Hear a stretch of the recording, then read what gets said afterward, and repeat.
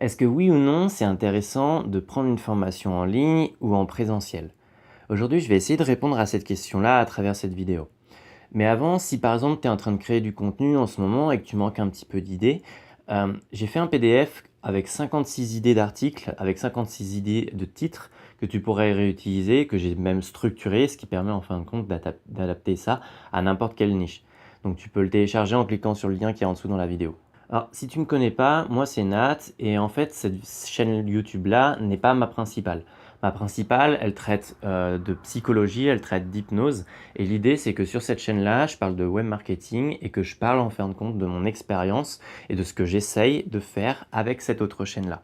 Donc tu pourras aller la voir si tu veux, je le mettrai en lien aussi en description. Donc comme je l'ai dit, mon domaine principal, c'est l'hypnose. Et dans ma vie, au total, j'ai fait 2 formations. J'ai investi dans 2 formations, 2 types. J'ai investi dans une formation en hypnose et j'ai aussi investi une formation dans le web marketing. J'ai investi 1 000 € pour l'instant en formation en hypnose et d'ailleurs, je repars en octobre avec à peu près une formation au même prix. Et ensuite de ça, web marketing, j'ai investi dans une formation à 300 €. Et du coup, je voulais un petit peu partager mon point de vue sur l'idée de la formation parce qu'on en voit énormément en ligne aujourd'hui, on en voit énormément dans plein de domaines différents et je pense que c'est important de se poser la question, est-ce que ça vaut vraiment le coup d'investir dans quelque chose d'aussi cher? Je pense qu'on oublie souvent aujourd'hui l'objectif d'une formation parce qu'il y en a tellement que finalement on oublie un petit peu l'objectif d'une formation. Je pense que l'objectif d'une formation, c'est d'apporter des connaissances et de développer des compétences à travers du contenu, que ce soit à travers aussi des formateurs, pourquoi pas, et que le but justement d'une formation, c'est de se propulser dans un domaine en particulier avec des connaissances et des stratégies qui sont bien précises, surtout en termes techniques. Je pense que le but d'une formation d'ailleurs, encore plus d'ailleurs quand c'est une formation en ligne, ça va être que de le revoir, le revoir, le revoir et le revoir, jusqu'à bien intégrer les compétences qu'on cherche à apprendre avec. Alors, le problème dans les formations, et ça c'est quelque chose que j'ai vu comme par exemple, je me suis formé en hypnose dans un domaine en particulier, dans mon domaine principal, c'est que voilà, c'était le premier niveau et on était une trentaine de personnes et j'étais le plus jeune. Et ce qui m'a le plus surpris, c'est que en fait, il y avait principalement des gens sur les 30 personnes et presque tout le monde venait à peine de découvrir ce que c'était que l'hypnose, par exemple, voire même 3 4 semaines avant la formation. Et il y avait même des personnes qui n'y croyaient même pas. Alors que, par exemple, eux, ils avaient investi sur 4 niveaux de formation. Et à savoir qu'un niveau, c'était 1 000 €. Donc on ne parle pas du tout de n'importe quoi comme formation. Alors que moi, j'avais juste investi sur un seul niveau et que j'avais déjà des connaissances depuis plus de 2 ans dans ce domaine-là. Je pense que le problème des formations, c'est qu'on tombe sur quelque chose, comme par exemple le blogging, ou comme le web marketing, ou que sais-je, dans n'importe quel domaine, ce que vous voulez. Et au début, il y a quelque chose de super bien parce qu'on se dit, waouh, c'est super et tout, on a envie de se lancer dedans et tout. Le gars, il nous vend vachement son truc et tout, et du coup, on a envie tout de suite d'investir. Et du coup, on investit plus par, comment dire, parce qu'on vient de s'enflammer que vraiment de façon rationnelle et raisonnable. Par exemple, quand j'ai commencé à m'intéresser au blogging, je venais de découvrir Olivier Roland en août 2016, et clairement, c'est vrai que j'avais envie de me former tout de suite. Mais je pouvais pas étant étudiant, j'avais pas du tout les moyens. Mais c'est pas pour autant que je suis resté sur la touche en fin de compte.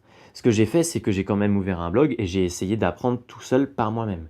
Et au bout de 2 ans, j'ai vraiment tenté d'investir dans une formation pour vraiment savoir si ça pouvait me booster. Je pense qu'il y a une question vraiment à se poser qui est importante, c'est que, ok, vous voulez vous former dans un domaine en particulier, vous voulez apprendre des choses, mais il y a plein d'autres façons d'apprendre que par des formations en ligne ou des formations en présentiel. Pourquoi vous investirez dans une formation, par exemple, pour apprendre à, je sais pas, à gagner de l'argent avec un blog ou ce genre de choses, euh, au bout d'un an, par exemple, alors que vous ne savez absolument pas ce que ça fait, par exemple, de gérer un blog pendant un an. Qu'est-ce qui vous pousserait vraiment à le faire? Et le truc, c'est que je pense qu'il vaut mieux réfléchir et se dire, ok, avant de vraiment utiliser une formation à 300, 500, voire 1000, je pense que c'est plus intéressant d'abord d'apprendre tout seul et de voir vraiment ce que ça fait que de s'occuper par exemple d'une chaîne YouTube ou d'un blog pendant un an.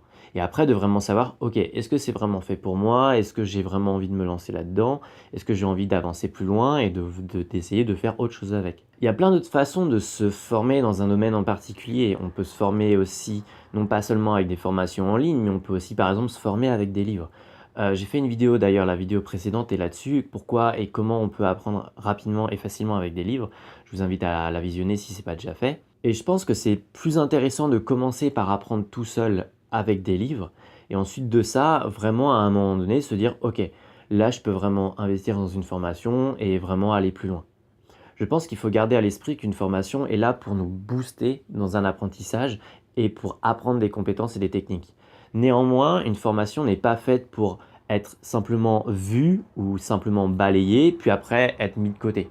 Je pense qu'une formation, c'est quelque chose qu'on doit revoir plusieurs fois pour bien intégrer les techniques qu'on apprend dedans. Je pense que la question à se poser, c'est pas est-ce que c'est intéressant ou pas d'acheter une formation. Je pense que la question à se poser, c'est à quel moment exactement ce serait le plus intéressant pour vous, par exemple, d'investir vraiment dans une formation. Est-ce que c'est plus intéressant pour vous de le faire dès le début ou est-ce que c'est plus intéressant pour vous de le faire à un moment donné avec un peu plus d'expérience? Après, évidemment, chacun fait ce qu'il veut, chacun est libre de faire comme il veut. Je pense qu'une formation a plusieurs objectifs. D'une part, c'est apporter des informations techniques et des informations stratégiques, des connaissances qui sont vraiment très spécifiques dans un domaine, de façon à obtenir un résultat derrière. Et je pense que quand on choisit une formation, je pense qu'il est important aussi de bien savoir, de bien avoir des informations dessus, voire même limite de parler, de demander des avis vraiment à des gens, directement soi-même, pour vraiment avoir plus d'informations dessus, pour vraiment savoir si la formation elle est faite pour vous ou pas. Parce que par exemple, quand j'ai investi dans une formation en marketing, j'ai été très déçu parce que la formation balayait plus qu'autre chose les différents outils qu'on pouvait utiliser, mais elle rentrait pas dans les détails sur comment utiliser ces outils-là. Voilà, du coup, c'était mon avis sur les formations en présentiel ou en ligne aussi. Si vous aussi, vous avez déjà participé à une formation en ligne ou en présentiel, je serais super intéressé que vous le mettiez en commentaire, que vous partagiez votre avis ou pas là-dessus, que ça soit positif ou négatif. Puis voilà, vous pouvez vous abonner à la chaîne si vous en avez envie. Et sur ce, je vous dis à la prochaine.